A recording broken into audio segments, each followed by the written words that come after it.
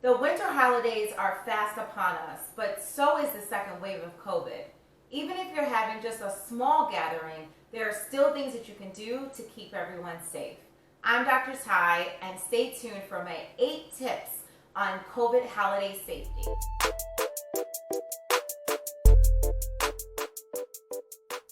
Let's get started. In October, the CDC and Dr. Fauci confirmed that there is actually an airborne component to COVID-19, especially in small confined spaces with closed windows. So the first tip is designate 1 or 2 people to serve all of the food. Make sure they're wearing a mask and gloves, and definitely make sure they're washing their hands. That way, you don't have 15 different people touching the same spoon while they're trying to serve themselves. So no one gets to serve themselves without the designated person. That also means that you don't want to pass things around like the bread bowl from person to person, because you're just going to be spreading germs. It's much better to have the designated server just come to the table and deliver to each person whatever they need. And please, make sure that you're using gloves the right way. That goes for the servers or anytime you're wearing gloves, okay? Just because you have gloves on doesn't protect you from everything. It makes no sense for you to go from the food to touching yourself, touching your cell phone, shaking someone's hands, and then go back to the food. You basically still transferred all the same germs that you would have if you didn't have the gloves on at all, okay? Don't go away. We have 6 more tips to go through. But in the meantime, please don't forget to hit subscribe and also the bell to get notified for all of the Black America's Health episodes that are to come. Okay, so here's the thing. I know you feel super comfortable around your friends and family, but you still don't know who was exposed to what in the last 14 days. That's at work, at the store. You don't know if the kids got together and was hanging out at a party. So be careful. Number 3.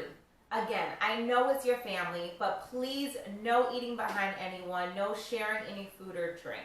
I don't care how good that eggnog is. If your sister says, hey, you gotta taste this, take a sip, get your own cup, please. Number 4, periodically sanitize during the event itself.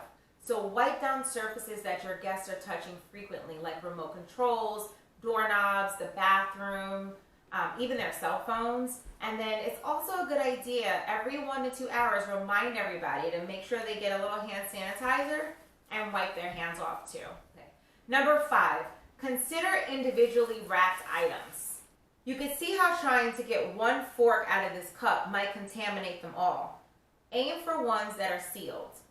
Same with condiments like salt and sugar. Go for the packets this year if you have a choice. Number 6, some experts are suggesting that air purifiers may actually help with the airborne virus particles in small spaces. You can get one from most home retailers. Run it during the event and then run it for a few hours after your guests leave. Number 7, sit closest to the people that you already live with and stay 6 feet apart from everybody else. The last tip is, if you're high risk, wear a mask regardless. Now, what's high risk? Here's the list.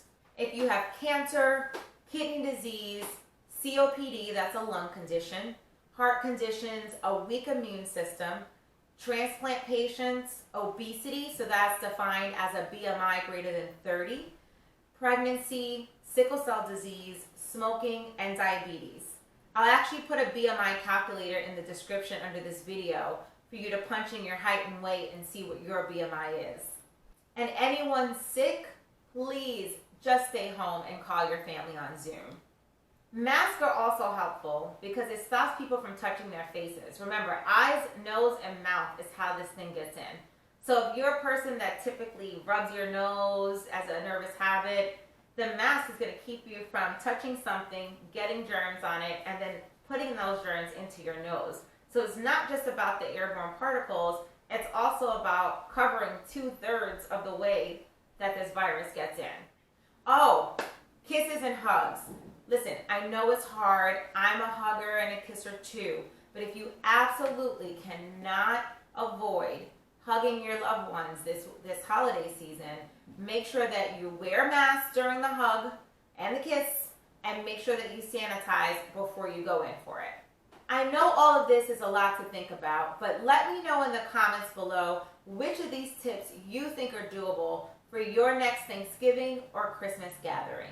And remember, if anyone comes up with symptoms in the 2 weeks after your event, make sure they get tested and make sure they let you know so that you can let the rest of your guests know as well. They may want to quarantine or they may want to get tested also.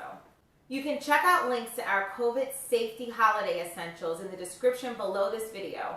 And again, if you like this content, please hit like, please hit subscribe, and make sure you hit the bell so you get notified of future episodes on Black America's Health. Thank you, and have a happy Thanksgiving and a Merry Christmas.